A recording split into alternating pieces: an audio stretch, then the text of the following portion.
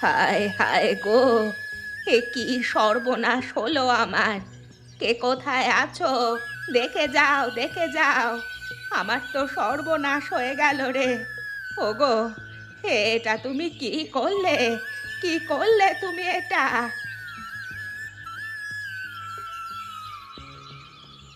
ওগো, এটা তুমি কি করলে? কেন করলে গো? কথা বলো। ওঠো, একটিবার ওঠো, আমার সাথে একটু কথা বলো। কে কোথায় আছো? আমার বাড়িতে একটু আসো। তুমি এমনটা করতে পারো না। আমাকে একা রেখে চলে যেতে পারো না। তোমার এতটা কষ্ট মনের মধ্যে জমা ছিল, একটা বার আমাকে বললে না? মানুষের অপমান কেন তুমি একাই সহ্য করতে গেলে? আমাকেও নিয়ে যেতে। আমি এখন এই পৃথিবীতে থেকে কার অপমান সহ্য করব বলো? এটা তুমি ঠিক কাজ করলে না গো, করলে না। ঠিক কাজ করলে না তুমি। আমাকে রেখে তুমি এভাবে চলে গেলে। আমি তোমাকে কখনোই ক্ষমা করব না।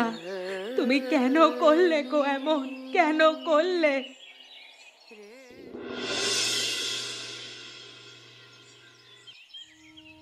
ও মা, বাবা এভাবে শুয়ে আছে কেন? আর তুমি কান্নাকাটি করছো কেন? বাবা কি অসুস্থ হয়ে গেছে? চলো চলো, তাহলে দ্রুত হাসপাতালে নিয়ে চলো। আর হাসপাতালে নিয়ে কোনো কাজ নেই।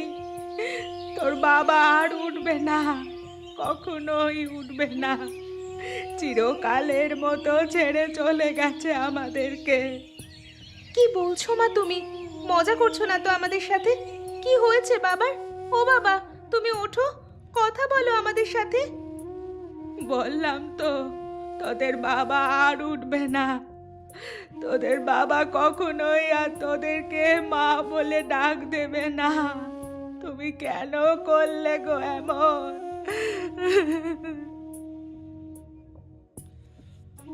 মা, বাবা কিভাবে মারা গেল? বাবা তো একদম সুস্থ সবল ছিল। এই তো বাইরে বের হওয়ার সময়ও বাবার সাথে কত কথা হলো আমাদের। তোর বাবা যে নিজের মনের মধ্যে এতটা কষ্ট জমা রেখেছিল, সেটা আমরা কেউ বুঝতেও পারিনি। তোর বাবা মনের দুঃখে কষ্টে তোদের অপমান সহ্য করতে না পেরে গলায় দড়ি দিয়ে মারা গেছে। বাবা আত্মহত্যা করেছে? না না, এমনটা হতে পারে না। আমি বিশ্বাস করি না। বাবা এমন কাজ কখনোই করতে পারে না। যেই বাবা সব সময় আমাদের মনে সাহস জুগিয়েছে, সেই বাবা কিনা আজকে নিজেই আত্মহত্যা করলো। আর কি বলবো রে, আমার কপাল তো পুড়ে গেছে। আমারও আর বেঁচে থাকবার কোনো ইচ্ছে নেই। এভাবে বলো না মা, বাবা আমাদেরকে ছেড়ে চলে গেছে। এখন যদি তুমিও আমাদেরকে ছেড়ে চলে যাও, আমরা যে পুরোপুরি অনাথ হয়ে যাব। তারপর আমরা কাদের কাছে থাকবো? কে আমাদেরকে আগলে রাখবে বলো? তাহলে তোর বাবা কেন ছেড়ে চলে গেল আমাদের? আমার একার মাথায় সমস্ত বোঝা দিয়ে সে নিজে পরপারে চলে গেল। এবার আমি তোদের এই 3 বোনকে নিয়ে কি করব? চিন্তা করো না মা, আমরা যখন আছি তোমাকে বাবার মতো পরিস্থিতিতে যেন না পড়তে হয়, সেটার খেয়াল আমরা রাখবো। কি হলো? আমার বাবার মারা যাওয়ার খবর শুনে বুঝি তুমি তাকে দেখতে এসেছো? সেই খবর আমি 2 দিন আগেই পেয়েছি। তেমনটা যদি হতো তাহলে 2 দিন আগেই আসতাম। তাহলে তখন আসোনি কেন? এখন এসেছো কি অনুভূতি প্রকাশ করতে, আমাদেরকে সমবেদনা জানাতে? আমার বাবা মারা গেল, তাকে একটা বারের জন্য দেখতে আসার সময় হলো না তোমাদের? আমি আসতে চেয়েছিলাম, কিন্তু বাবা মা আমাকে আসতে দেয়নি, যার কারণে আমি আসতে পারলাম না। এবার একটু লুকিয়ে এসেছি। শোনো, তোমার মতো কাপুরুষের সাথে কথা বলতে আমার লজ্জা লাগছে। তুমি সব সময় তোমার বাবা মায়ের কথা শুনেই চলো, নিজের বিবেকের কোনো কথাই শোনো না। আমি শুনতে চাই, কিন্তু যেই বাবা মা আমাকে এত বড় করলো, তাদের কথার বাইরে আমি কিভাবে যাই? তাদের কথার বাইরে আমি তোমাকে যেতে বলিনি, কিন্তু যেটা সঠিক, যেটা অন্যায়, সেটাও তো তোমাকে একটু দেখতে হবে নাকি? এসব কথা বাদ দাও। আমি তোমাকে নিয়ে যেতে এসেছি, তুমি আমার সাথে চলো। আমি যাব তোমার সাথে? তোমার মাথা খারাপ হয়ে গেছে নাকি?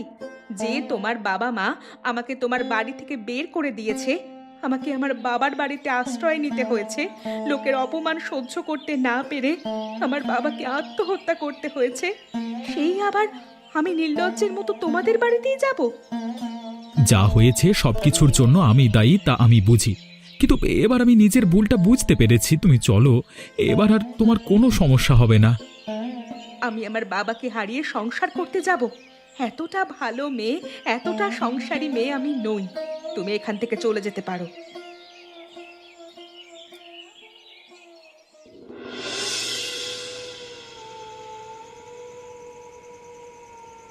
দিদি, বিক্রম দাদাকে তো দেখলাম আজকে এসেছে। কি বলে গেল রে? তোকে কি নিতে এসেছিল? আমাকে নিতে এসেছিল, কিন্তু আমি সোজা না করে দিয়েছি। ওদের জন্য আমার বাবা মারা গেছে, আমি আবার তাদের বাড়িতেই সংসার করতে যাব? কখনোই না। একদম ঠিক বলেছিস। আমাদের 3 বোনের শ্বশুরবাড়ি থেকে যারাই আসুক না কেন, আমরা আর কখনোই ফিরে যাব না। ফিরে গিয়েই বা কি হবে? আবার তো সেই অপমান সহ্য করে যেতেই হবে। দেখা যাবে 2 দিন পরেই বাড়ি থেকে বের করে দিয়েছে। আমি শুধু এইটুকু বুঝতে পারছি না, আমাদের 3 বোনের কপাল এমন কেন? আমরা কি পারতাম না অন্য মানুষের মতো স্বাভাবিক জীবনযাপন করতে? অবশ্যই পারতাম, কিন্তু আমাদের কপালে হয়তো সেটা লেখা নেই। আমাদের 3 বোনের মধ্যে এক বোন যদি বন্ধা হতো সেটাও মানা যেত, কিন্তু একের পর এক আমরা 3 বোনই বন্ধা। আমাদের কপালটাই যেন কেমন। দুঃখ করিস না, এতে অন্তত আমাদের ইচ্ছাকৃত কোনো হাত নেই। আমরা তো আর ইচ্ছে করে বন্ধাত্ব আনিনি। যদি মানুষ এটা বুঝতে না পারে তাহলে সেটা তাদের ব্যর্থতা। কিন্তু এখন আমরা কি করব? মা যে একদম ভেঙে পড়েছে। বাবাকে হারিয়ে মাকে এই অবস্থায় দেখতে ইচ্ছে করছে না রে। বাবা তো চলেই গেল, এখন ঘরের হাল ধরবে কে? আমাদেরকে তো কিছু একটা করতে হবে। আমরা তো করব, কিন্তু বাইরে গেলেই মানুষ আমাদের অপমান করবে। তবে সেগুলো গায়ে মাখলে চলবে না, আমাদেরকে কিছু একটা করতেই হবে। দেখি মায়ের সাথে কথা বলে মা কি বলে। মানুষ যত কিছুই বলুক না কেন, আমাদেরকে তো খেয়ে পড়ে বেঁচে থাকতেই হবে।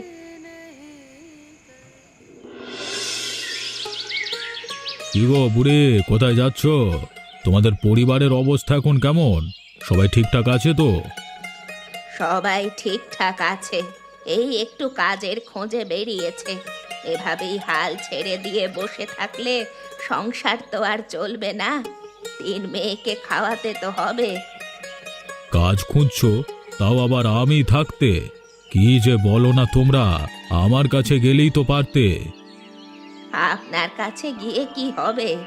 আপনি কাজ দেবেন নাকি? কাজ না দেই তবে তোমাকে এই পরিস্থিতি থেকে উদ্ধার তো করতে পারবো। একটিবার আমার কাছে গিয়ে দেখলেই তো পারতে। এই পরিস্থিতি থেকে আপনি আমাদেরকে উদ্ধার করবেন কিভাবে, সেটাই তো বুঝতে পারছি না। এই ধরো, তোমার 3 মেয়েকে শ্বশুর বাড়ি থেকে তাড়িয়ে দিয়েছে, তা ওদের আর কখনোই বিয়ে হবে বলে তো মনে হয় না। তাই বলি কি, ওদেরকে আমার কাছে বিয়ে দিয়ে দাও। ওদের তো সন্তান হবে না, আর 3 বোন সুখে শান্তিতে আমার বাড়িতেই থাকতে পারবে। ছি ছি, কি বলছেন আপনি? আপনার মাথা ঠিক আছে নাকি?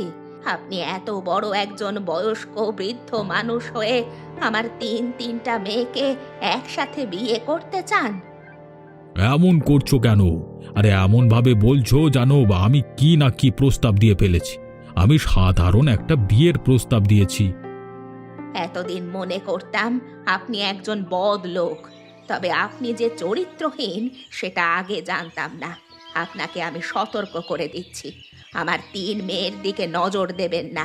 যদি এরপর এমন কিছু দেখি তাহলে বটি দিয়ে কুপিয়ে আপনার গলা থেকে ধড় আমি আলাদা করে দেব। আরে হয়েছে হয়েছে, কত কি করবে তা আমার জানা আছে। 3 মেয়েকে নিয়ে শান্তিতে কিভাবে থাকতে পারো সেটাও আমি দেখব। 2 দিন পরেই দেখব বদনাম ছড়িয়ে পড়েছে সারা গ্রামে, তখন গ্রাম থেকেই বের করে দেব যত সব। কি বললে তুমি? ওই বুড়োর এত সাহস যে আমার বোনদের দিকে নজর দিয়েছে? ওকে তুমি বলে দিও মা, আমার বোনেদের দিকে যেন নজর না দেয়। ওর চোখ দুটো আমি গেলে ফেলবো। শুধু কি তোর বোনের দিকে নজর দিয়েছে, তোর দিকেও তো নজর দিয়েছে। ওই বুড়ো ভাম আমার 3 মেয়েকে একসাথে বিয়ে করতে চায়।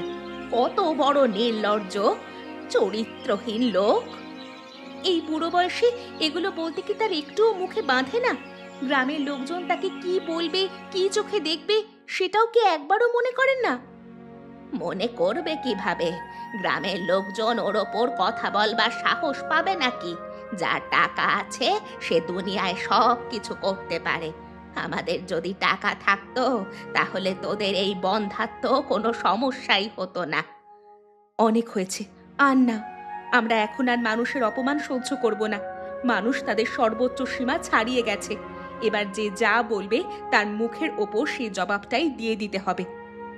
দেখ, রেগে যাস না তোরা। এই গ্রামে আছিস, শান্ত মতো থাক। আমাদের তো আর যাওয়ার কোনো জায়গা নেই। যদি আমাদেরকে এই গ্রাম থেকে বের করে দেয়? বের করে দিলে কি হবে? তোমার তিনটা মেয়ে এখনো জীবিত আছে। তোমাকে রাস্তায় থাকতে হবে না মা, না খেয়েও থাকতে হবে না। তোমার 3 মেয়ে সব কিছুর বিনিময়ে হলেও তোমাকে ভালো রাখবে। সেটা তো আমি বুঝি রে মা, কিন্তু এই আশ্রয়টুকু হারিয়ে কোথায় কোথায় ঘুরে বেড়াবো তার তো ঠিক নেই।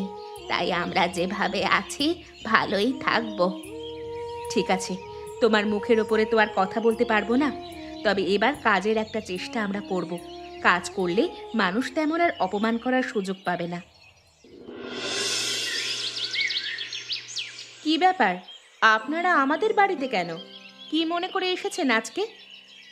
দেখো বৌমা, অনেক তো হলো, এবার তোমাকে আমরা নিতে এসেছি। চলো, বাড়িতে চলো।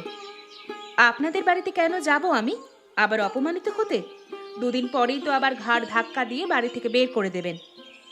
দেখো বৌমা, কোনো কিছু যদি পেতে হয় তাহলে অনেক কিছুই মেনে নিতে হয়। আমরা আমাদের ছেলেকে আর একটা বিয়ে করাবো, সাথে তুমিও থাকবে। 2 বউ মিলে সংসার করবে। আপনারা আপনাদের ছেলেকে বিয়ে করাবেন, এখানে আবার আমাকে নিতে এসেছেন কেন? কারণ তুমি আমাদের সংসারে থাকবে, সমস্ত কাজ বাজ করবে, সাথে সংসারও করবে। এটাই তো তোমারও ভালো হলো, আমাদেরও ভালো হলো। আপনাদের সাহস দেখে আমি বরাবর অবাক না হয়ে পারছি না। এত কিছুর পরেও আপনারা আবার আমার বাড়িতে এসে আমাকে নিয়ে যেতে চাইছেন, তাও আবার এই অপমান করার জন্য। এখানে তুমি অপমানের কি দেখলে? তোমাকে সংসার করার আরেকটা সুযোগ দিলাম আমরা। একটা মেয়ের জীবনে সব থেকে বড় জিনিসই তো হলো সংসার। নিকুচি করেছে আমার অমর সংসারে, যে সংসারে আমি কাজের লোক হয়ে থাকবো। আপনারা তো আপনাদের বউ নিতে আসেননি, কাজের লোক নিতে এসেছেন। বউ তো আরেক জায়গা থেকে আনবেন। তোমার যদি বাচ্চা হতো তাহলে তো অন্য জায়গা থেকে আনবার কথা ছিলই না। তোমার যখন বাচ্চা হয়নি, অন্য জায়গা থেকে আনতেই হবে। আনুন, আমি তো আপনাদেরকে বারণ করিনি, কিন্তু তাই বলে আমাকে আপনারা কাজের লোক বানিয়ে রাখবেন সেই হিসাবে নিতে এসেছেন? এটা তো আমি মেনে নিতে পারি না। তাহলে তুমি কি বলছো? তুমি আমাদের সাথে যাবে না, তাই তো? এটাই কিন্তু তোমার শেষ সুযোগ। আরও যদি 1000টা সুযোগও আসে তবুও আমি আপনাদের বাড়িতে যাব না, মানে যাব না। আপনারা এখন এখান থেকে আসতে পারেন, না হলে আমি আপনাদেরকে আরও অপমান করতে বাধ্য হব।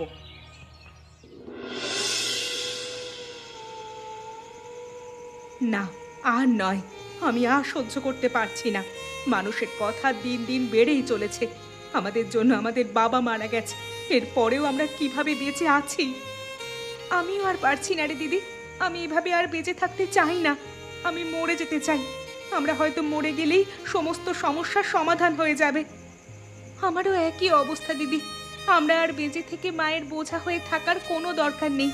আমি যা ভাবছি, তোরাও কি একই কথা ভাবছিস? আমিও ওই একই কথা ভাবছি। আমরা আর বেঁচে থাকবো না। পোড়া কপাল নিয়ে জন্ম নিয়েছিলাম, এই পোড়া কপাল নিয়ে মরে যাওয়াই ভালো। তাহলে আর দেরি কেন? আর দেরি করে লাভ নেই, যা করার এখনই করতে হবে।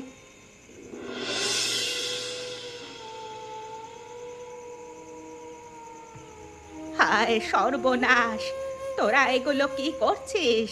আমি যদি এখনই না আসতাম তাহলে তো সর্বনাশ হয়ে যেত। নাম, নাম তোরা, নাম বলছি। আর একবার আমার কথা ভাবিস না তোরা? মা, আমাদেরকে বাধা দিও না। আমাদেরকে এই সিদ্ধান্তটা পরিপূর্ণ করতে দাও। আমরা আর বেঁচে থাকতে চাই না এত অপমান মাথায় নিয়ে। ওরে হতভাগীরা, তিনটা লোক এভাবে মরে যাবে, আমার পুরো পরিবারটাই তো ধ্বংস হয়ে যাবে। তোর বাবা না বুঝেই এই কাজ করে ফেলেছে, আর তোরা সব বুঝে শুনে এমন কাজ করতে যাচ্ছিস। কি করব মা, এই জীবনে বেঁচে থেকেই বা কি লাভ? আমরা ক্লান্ত হয়ে গেছি, আমাদেরকে বাধা দিও না। এখন যদি তোরা না নেমে আসিস, তাহলে তোরা আমার মরা মুখ দেখবি। তাড়াতাড়ি নেমে আয় বলছি। আমাকে এত সাহস দিয়ে নিজেরাই মরে যাওয়ার পরিকল্পনা করছিস?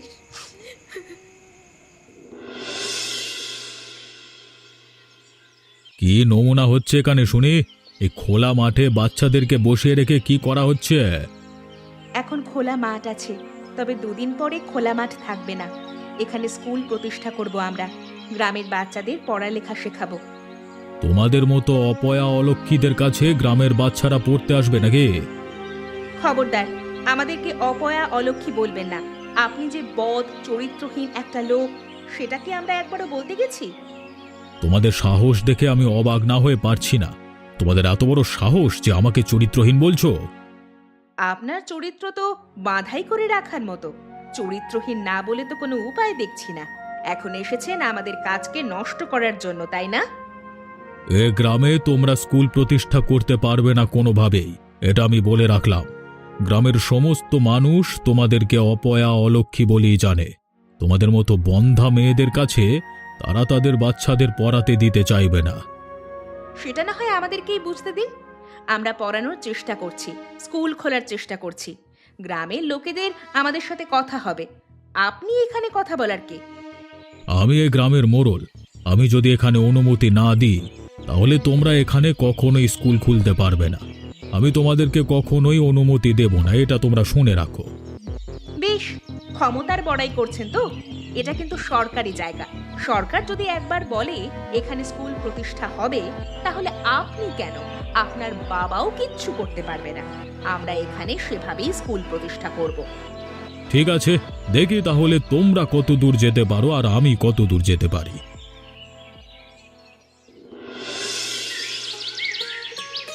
আমাদেরকে এখন শহরে যেতেই হবে।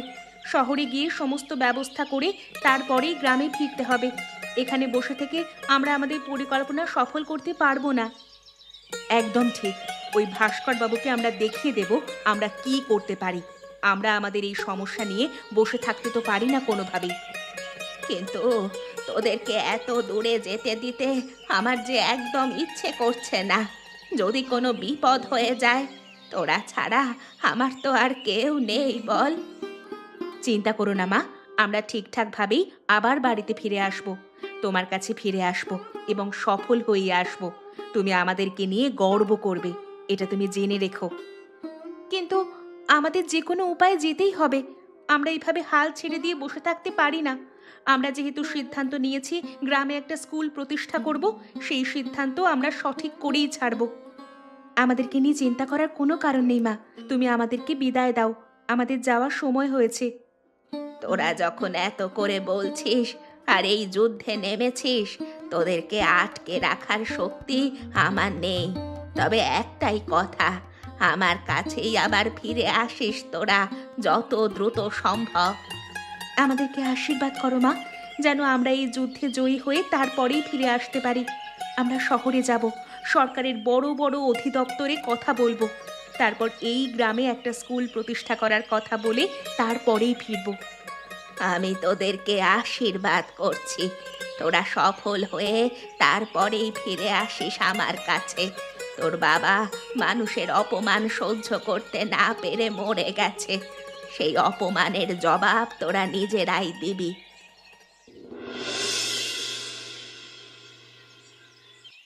অবশেষে আমরা সফল হলাম। আমাদেরকেও গ্রামের লোকজন আর অপমান করতে পারবে না, আর ছোট করে দেখতে পারবে না। আমরা তাদের থেকে একটু কম হলেও এখন আমরা তাদের থেকেও অনেক বড় হয়ে গেছি। একদম ঠিক বলেছিস। আমরা বন্ধা হওয়াতে গ্রামের মানুষজন আমাদের ছোট করেই দেখতো, ভাবতো আমরা তাদের থেকে আলাদা, তাদের থেকে কম। কিন্তু এখন আমরা যেই কাজ করেছি তাতে লোকজন আমাদেরকে কম মনে করার আর কোনো সুযোগই পাবে না। তাহলে এবার থেকে আমরা গ্রামে মাথা উঁচু করে বাঁচতে পারবো তো? আর কেউ আমাদের অপমান করতে পারবে না, আমাদের মাকে অপমান করতে পারবে না। আফসোস, আমাদের বাবা এসব দেখার আগেই মারা গেল। কেন যে আমাদেরকে ছেড়ে চলে গেল, কেন যে একটু ধৈর্য ধরতে পারলো না। আজকে যদি বাবা বেঁচে থাকতো তাহলে বাবা আমাদের থেকেও বেশি খুশি হতো। ঠিক বলেছিস দিদি, বাবাকে এই অবস্থায় খুব মনে পড়ছে। ভাস্কর বাবুকে আমরা দেখিয়ে দিয়েছি আমরা কি পারি। এখানে স্কুল প্রতিষ্ঠা হয়েছে, ভাস্কর বাবু কিচ্ছু করতে পারলো না, কারণ সরকারের উপরে কথা বলার ক্ষমতা ভাস্কর বাবু নেই। আগামীকাল থেকেই তো আমাদের স্কুলের কার্যক্রম শুরু হবে। এতগুলো বাচ্চাদের আমরা সামলাতে পারবো তো? পারবো না কেন?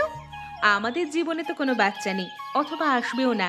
তাই এই বাচ্চাদেরকেই আমরা আমাদের বাচ্চা বলে মেনে নেব, তাদেরকে আমাদের বাচ্চার মতোই রাখার চেষ্টা করব।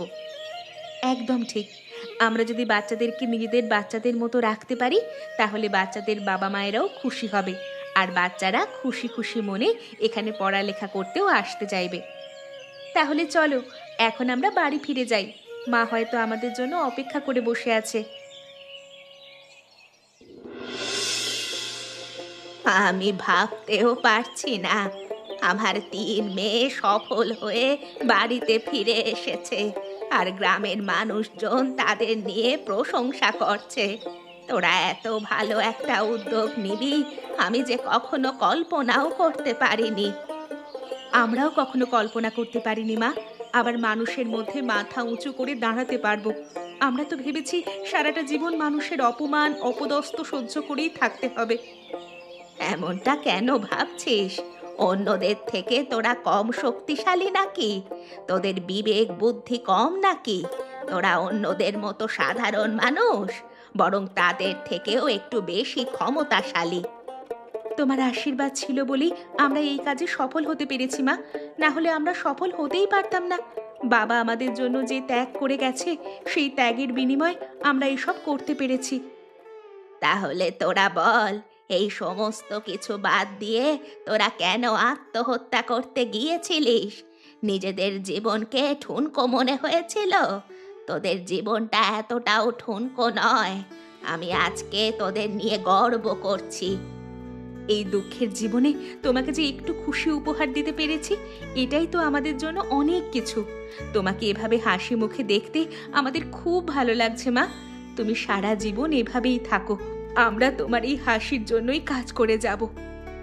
আমি আশীর্বাদ করি তোরা 3 বোন সারা জীবন একসাথে থাক, ঝগড়াঝাটি কখনোই করবি না, কখনোই নিজেদের মধ্যে রেষারেষি করবি না, একসাথেই থাকবি। আমি যদি নাও থাকি তবুও তোরা একসাথে থাকার চেষ্টা করবি। এভাবে বলছো কেন মা? তুমি আমাদেরকে ছেড়ে কোথায় যাবে? আমরা 4 জনই এখন থেকে একসাথে থাকবো, উপার্জন করব, ভালোভাবে জীবনযাপন করব, অপমানহীন হয়ে বেঁচে থাকবো। একদম ঠিক বলেছিস, তুমি আমাদের ছেড়ে কোথাও যাবে না। বাবা চলে গেছে, তোমাকে আমরা কোনোভাবেই যেতে দেব না মা। আমাদের সাথেই তুমি বেঁচে থাকবে সারা জীবন, আমরা শুধু এইটুকুই চাই।